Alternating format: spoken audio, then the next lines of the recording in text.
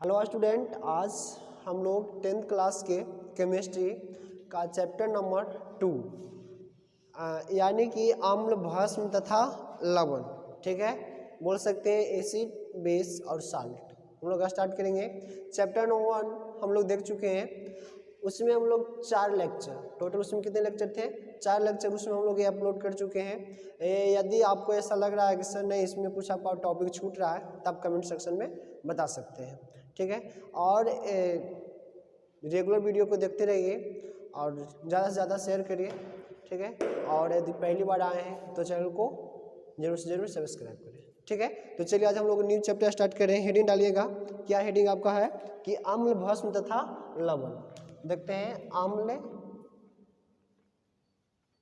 भस्म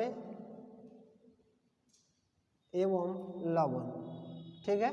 तो आपको इसमें हर एक तरह का एक बात को क्लियर किया जाएगा, ठीक है। वीडियो को अंत तक देखें और नोट्स साथ में बनाते जाएं। जो बच्चा आपको ये 2024 के लिए पढ़ रहे हैं, 2024 में एग्जाम देंगे, वो नोट्स से हर एक बात को लिखते चले जो बताएंगे, ठीक। तो चलिए, अम्ल, भस्म तथा लवण, इसको इंग्लिश में हम लोग क्या कहते हैं? इसको इंग्लिश में हम लोग कहते हैं क्या? एसिड, बेस, बेसिक भी बोल सकते हैं, बेसिक रहने दो, ठीक है। बेस एंड साल्ट, ठीक है। तो ये आपका हो गया, चैप्टर नेम हो गया। हम लोग इसमें एक एक करके पढ़ेंगे सभी के बारे में। सबसे पहले हम लोग अम्ल के बारे में जानकारी लेंगे, इसके बाद फिर भस्म के बारे में लेंगे, इसके बाद फिर इसके बाद लवण के बारे में जानकारी लेंगे, और इसके अलावा कुछ एक्स्ट्रा भी जो बातें होगी हम लोग देखेंगे, ठीक है। तो जानते हैं कि अम्ल क्या होता है, ठीक है। तो अम्ल कहने का मतलब हुआ क्या कि अगर पहले से बताया जाए तो जो अम्ल है वो आपका एक लैटिन शब्द से नाम लिया गया है, ठीक है। एक लैटिन वर्ड है जिसको हम इंग्लिश में बोलते हैं एसिडस। क्या बोलते हैं? एसिडस। उसका मतलब होता है क्या? उसका मतलब होता है खट्टा पदार्थ। एसिडस का मतलब क्या जो होता है? खट्टा पदार्थ, और उसी से आपको एसिड लिया गया है, ठीक है। तो एसिड है, तो इसका हम लोग जो गुण होता है एसिड का, वो क्या होता है कि कोई भी किसी प्रकार का जो अम्ल होगा, ठीक है, उसका स्वाद में कैसा होता है? खट्टा होता है। स्वाद में कैसा होगा? खट्टा। यानी कि वैसे पदार्थ जो स्वाद में खट्टा होगा उस हम लोग क्या बोलते हैं? अम्ल बोलते हैं। क्या बोलते हैं? अम्ल बोलते हैं, ठीक है। और इसका जो सबसे अच्छा, जैसे कि आप कहेगा सर बस खाली स्वाद में जो खट्टा होगा आप कैसे बता देंगे क्यों हो जाएगा, ठीक है। तो आपको ये एसिडस करने का मतलब होता है उसका खट्टा बोला जाता है लैटिन नाम में, ठीक है। और फिर हम लोग देखते हैं कि इसका एक और दूसरा गुण क्या होता है कि जब ये अम्ल आपको धातु से अभिक्रिया करता है तो आपको हाइड्रोजन गैस को मुक्त करती है। तो इसका और भी डिफिनेशन है, लेकिन अगर देखा जाए जनरली इसका जो परिभाषा है अम्ल का वो हम लोग लिखते हैं। क्या सब लोग लिखेंगे? सबसे पहला लिखो क्या कि अम्ल, ठीक है। अम्ल लिख के डैश देना, अम्ल,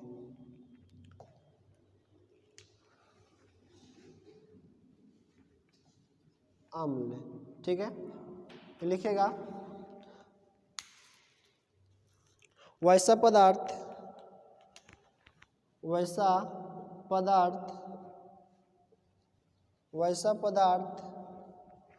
जिसका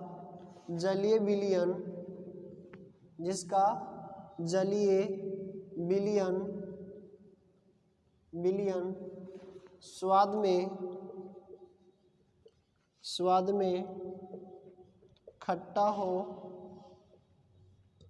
स्वाद में खट्टा हो एवं वैसा पदार्थ जिसका जलीय विलयन स्वाद में खट्टा हो एवं धातुओं के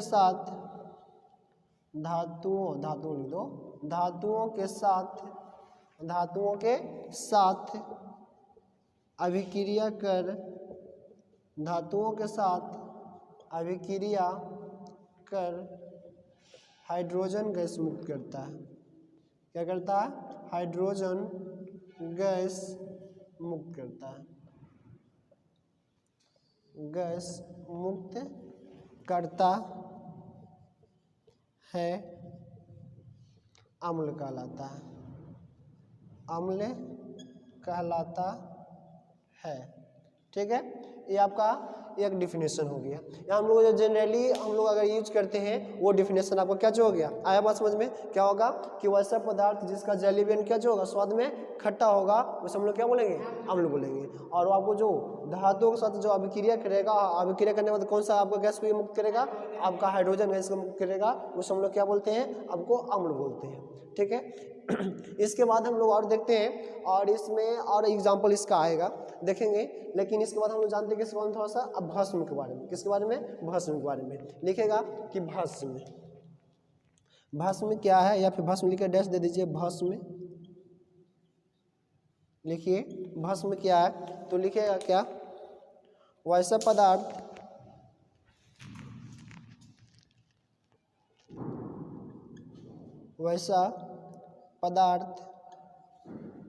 पदार्थ जिसका जलीय विलयन,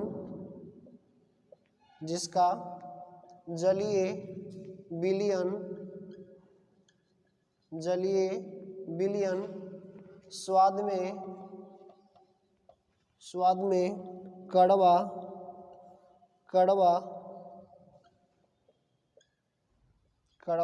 हो, स्वाद में कड़वा हो एवं अम्ल को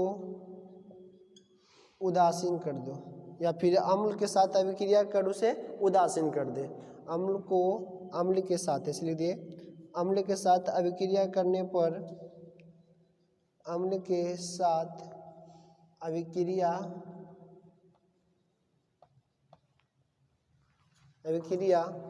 करने पर लवण बनाता हो भस्म कहलाता है। ठीक है। चलिए, लेकिन अभी आप लोग सोच रहे होंगे कि आप सिर्फ ये डिफिनेशन ही खाते जा रहे हैं, इसका कोई एग्जाम्पल तो दिए नहीं है। थोड़ा सा धीरे धीरे रखिए। ठीक है। हम लोग सबको जानकारी लेंगे कि कौन सा कैसा अम्ल है, वो कब भस्म होगा, भस्म को हम लोग कैसे पहचाने हो कि भस्म आपको है। ठीक है। हम लोग कैसे पहचाने हो कि आपको क्या चाहिए, अम्ल है। हर एक बात को हम लोग जानेंगे। ठीक है। लेकिन जैसे जैसे पहले बताते जा रहे हैं उसको आप ध्यान से देखते जाइए और समझते जाइए। ठीक। तो आप इसमें से 2 क्वेश्चन तो इसमें समझ गए। सबसे पहले जो आपका ये है अम्ल और भस्म में, आप समझो कि अगर इसका जनरली डेफिनेशन क्या होगा कि वैसा पदार्थ जिसका जलीय विलयन क्या जो स्वाद में खट्टा होगा और धातु के साथ अभिक्रिया करके क्या जो आपको मुक्त करेगा, हाइड्रोजन गैस मुक्त करेगा, वह क्या कहलाएगा, अम्ल। और फिर भस्म होगा क्या, वैसा पदार्थ जिसका जलीय विलयन स्वाद में कैसा हो, कड़वा। कड़वा का मतलब तो आप समझ रहे होंगे। ठीक है। कड़वा मतलब थोड़ा सा उसका तीखा टाइप, तीखा भी नहीं बोल सकते, उसको थोड़ा सा आप ये नीम वगैरह खाए होंगे। ठीक है। उसका स्वाद कैसा होता है, कड़वा होता है। कड़वा एवं अम्ल के साथ अभिक्रिया का क्या बनाएगा आपका, लवण, यानी कि उदासीन बनाएगा, उदासीनीकरण कर देगा, तो उसको हम लोग क्या बोलते हैं, भस्म बोलते हैं। ठीक है। 2 चीज़ का आप डेफिनेशन यहाँ तक हो गया होगा। यदि नहीं लिखे होंगे तो आप पॉज करके इसको आप नोट डाउन कर सकते हैं। ठीक है। फिर हम लोग आगे, हम लोग अभी देख रहे थे अम्ल तथा भस्म का, ये देखिए डिफिनेशन देखिए। लेकिन जो हम लोग का नेक्स्ट टॉपिक है उसमें यह बताया गया कि जो अम्ल भस्म होगा, जो उसका आयनिक विवरण करने में यहाँ पे देखिए बात क्या आता है कि बहुत सारा ऐसा आप देखते होंगे कि जो जल यानी कि जलीय विलयन होता है जो आपको विद्युत को संचालन करता है। संचालन करने का मतलब क्या हुआ कि आपको उसमें से जब उस करंट देते हैं तो एक जगह से दूसरी जगह उसमें क्या हो जाएगा, पास हो जाएगा, यानी कंडक्ट कर देता है। बात समझ में आ रहा है। जैसे बताते हैं जल हम लोग जब पीते हैं और वो शुद्ध जल रहता नहीं है। ठीक। लेकिन जब उसमें हम लोग करंट देते हैं तो क्या होता है, उसमें पास हो जाता है। ठीक। और लेकिन आप शुद्ध जल में आप दीजिए, जो आपका ये प्योर जो वाटर होता है उसमें आपको विद्युत का क्या होता है, नॉन कंडक्ट, उसमें आपको विद्युत प्रवाह नहीं होगा। तो वही बोला जा रहा है कि अम्ल, जैसे कि आप बोलेगा सर जल क्या चाहिए, तो जल के तो ना आपको ना अम्ल बोल सकते हैं और नहीं क्या बोल सकते हैं, ना तो हम लोग भस्म बोल सकते हैं। आपको उदासीन हो तो उसका pH 1 कितना होता है, 7 होता है। pH 1 पर भी हम लोग pH वैल्यू पर हम लोग आएंगे तो उस पर हम लोग जानकारी लेंगे। ठीक है। तो इसमें क्या है कि अगर जो पदार्थ, ठीक ना, या फिर वैसा जलीय विलयन चाहे भस्म को हो या लवण को हो या तो आपका अम्ल को हो, ठीक है, जिसका जलीय विलयन आपको विद्युत को संचालन कर दे, यानी कि उसमें विद्युत धारा प्रवाह हो जाए, तो उसे हम लोग बोलते हैं क्या, विद्युत अपघट्ट बोलते हैं। क्या बोलते हैं, विद्युत अपघट्ट बोलते हैं, जिसको इंग्लिश में बोलते हैं इलेक्ट्रोलाइट। क्या बोलते हैं, इलेक्ट्रोलाइट। तो तुमसे कोई पूछे कि वैसा जलीय विलयन जिसमें होगा क्या चीज़, जैसे कि अगर आप लोग ये धातु अगर 8th क्लास में पढ़े होंगे और आपको 10th क्लास में उसमें फिर से आपको नेक्स्ट चैप्टर पढ़ना है, ठीक है। तो अगर वैसा पदार्थ अगर ठोस में देखा जाए तो वैसा पदार्थ है जो आपको विद्युत का संचालन करता है, उसको हम लोग क्या बोलते हैं, उसको सुचालक बोलते हैं या चालक बोलते हैं ना। यानी कि वैसा पदार्थ अगर ठोस में देखा जाए, ठोस पदार्थ में वैसा पदार्थ जो आपको विद्युत का संचालन कर दिया, फिर एक जगह से दूसरी जगह से प्रवाह हो जाए, तो उसको हम लोग क्या बोल रहे थे, सुचालक बोला, सुचालक पदार्थ बोल रहे थे।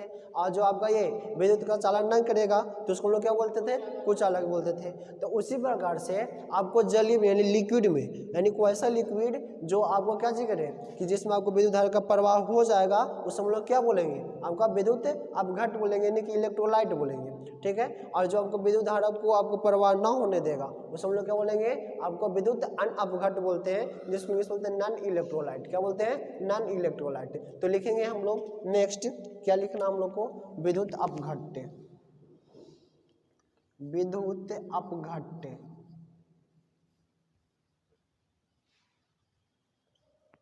विद्युत अपघट्य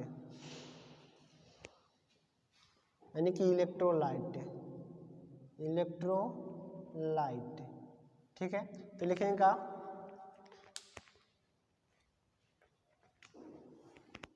आम्ल, भस्म, या फिर कोई भी जली भी लिख सकते हैं, अम्ल, भस्म और या एवं लवण के वैसे विलयन, वैसे जलीय विलयन, जलीय विलयन जो विद्युत का चालन करता हो, संचालन लिखना ज़्यादा बेटर रहेगा, संचालन करता हो विद्युत अपघट्य कहलाता है, विद्युत अपघट्य कहलाता है, विद्युत अपघट्य कहलाता है, ठीक है। नेक्स्ट लिखते हैं क्या, विद्युत अनअपघट्य यानी कि नॉन इलेक्ट्रोलाइट। क्या लिखेंगे, विद्युत अनअपघट्य, विद्युत अनअपघट्य यानी कि नॉन इलेक्ट्रोलाइट, नॉन इलेक्ट्रोलाइट, ठीक है।